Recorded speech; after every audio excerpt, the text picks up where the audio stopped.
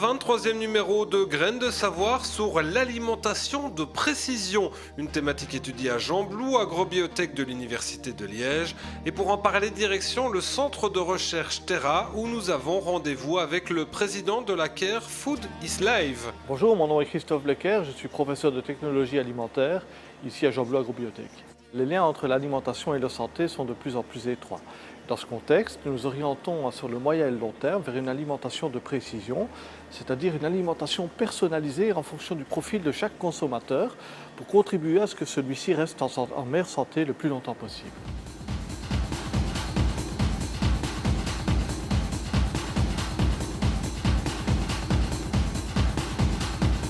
Nous travaillons notamment sur les probiotiques.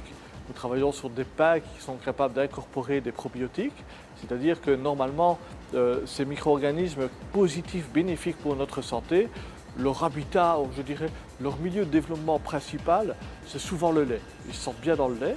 Ça veut dire que les personnes qui n'aiment pas trop les produits laitiers, les produits fermentés comme les yaourts, Lactimel, Yakult, eh bien, nous essayons de présenter ces micro-organismes dans d'autres systèmes en les gardant vivants, de façon à ce que les personnes qui n'aiment pas ces produits-là puissent également consommer ces micro-organismes bénéfiques.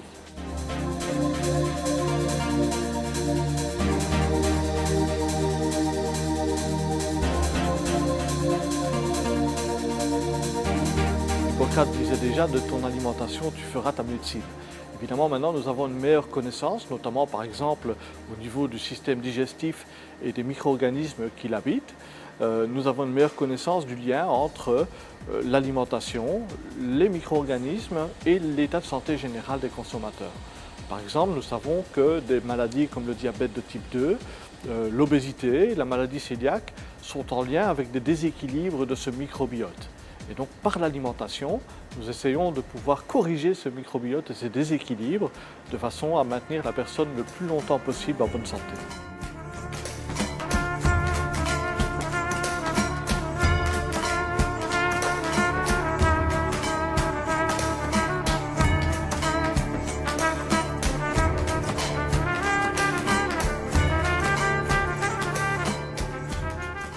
Vous voyez, ces outils ne sont pas des outils de médecine ou de nutrition, ce sont des outils de technologie. Donc en pratique, nous pouvons développer les ingrédients fonctionnels, mais également les mettre en œuvre dans des aliments de façon très précise, de façon à ce que les bienfaits pour la santé soient optimaux.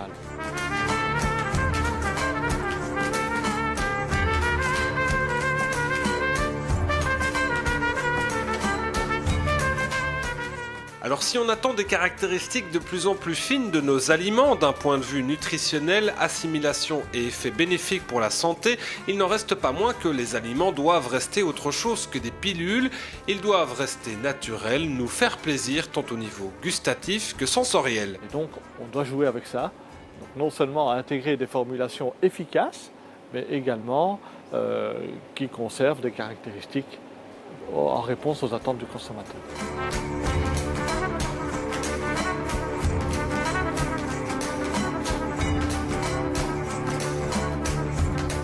Autre changement dans l'alimentation de demain, c'est le remplacement des additifs jugés suspects dans les produits. On essaye de se rapprocher de plus en plus vers le naturel. C'est-à-dire qu'il y a eu peut-être à un moment certaines dérives, notamment dans le domaine des matières grasses où on a fait des matières grasses hydrogénées. Et là, on a vraiment fait de la chimie. Donc on fait des modifications chimiques, on s'est rendu compte qu'on a des problèmes qu'on n'avait pas suspectés au départ.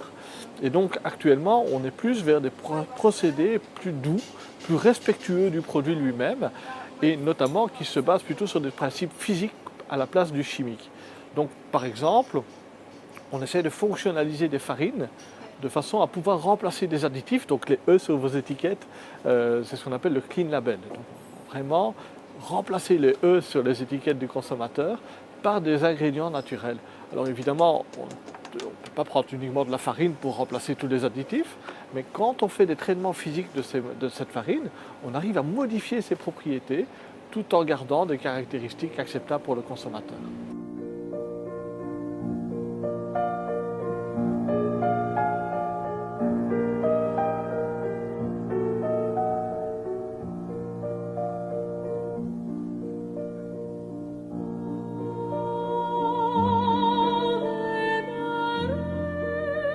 Certains additifs resteront incontournables.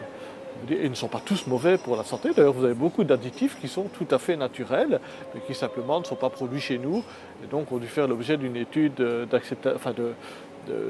législative sur l'acceptation de ce type de produits-là. Vous avez par exemple des produits extraits d'algues, des produits extraits d'acacia, qui sont des additifs, or c'est tout à fait naturel.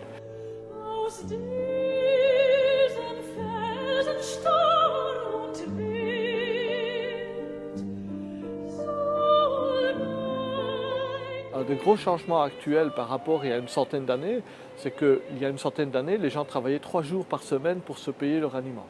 Et actuellement, donc ça veut dire 60% des revenus étaient consacrés à l'alimentation.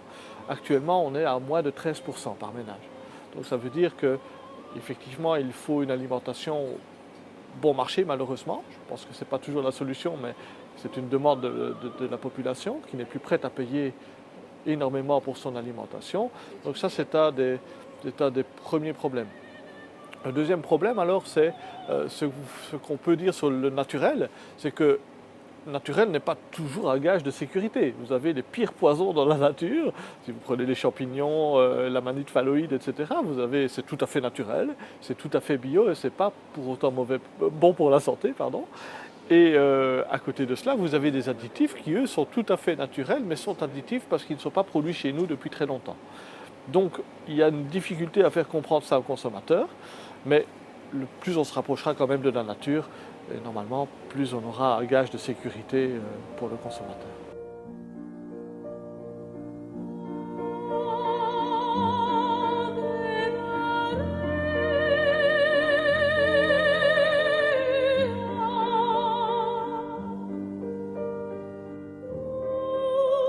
Alors faut-il tous aller vers le bio? Pourquoi pas, même si le bio reste peu consommé malgré certaines croyances. Le fait que la population se tourne vers le bio reste quand même limité.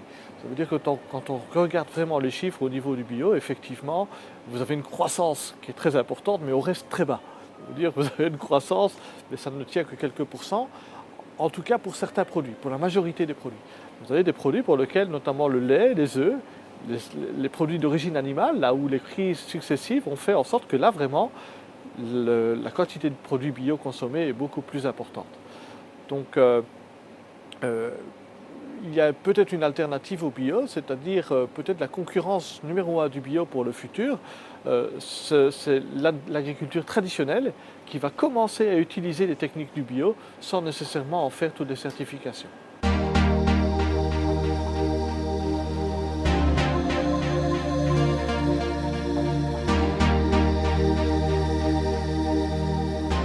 Alors que mangera-t-on demain et surtout comment mangera-t-on? On ira en tout cas vers une alimentation de plus en plus individualisée. Actuellement, on commence à envisager pour le secteur alimentaire des systèmes physico-chimiques très très élaborés.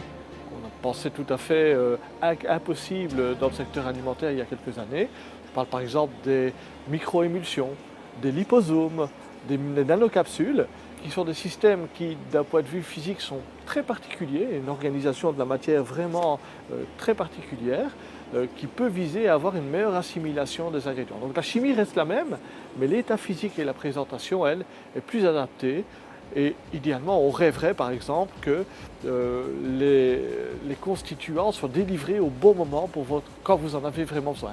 Donc le rêve, c'est d'avoir des aliments qui feraient que nos étudiants, quand ils sont en blocus, soient plus performants parce que la formule est bien adaptée, ou qu'un sportif, également en plein effort, eh bien, les molécules indispensables se libèrent au bon moment dans l'effort.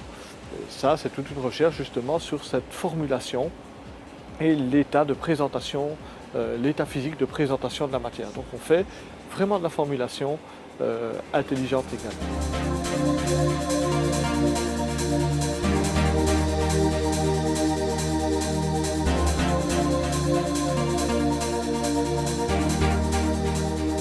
Pour conclure, on l'a compris, à Gembloux, on travaille sur l'alimentation de demain avec des recherches qui se tournent vers l'industrie agroalimentaire demandeuse d'innovation scientifique en la matière. En tout cas sur le Clean Label, donc la suppression des additifs, là l'industrie est vraiment au taquet parce qu'ils savent la responsabilité qu'ils ont par rapport à certains problèmes qui pourraient, évidemment pour le moment, pense qu'il n'y a pas de problème, mais comme je parlais tout à l'heure d'une liste noire d'additifs qui commencent à modifier la flore intestinale, eh bien l'industrie anticipe.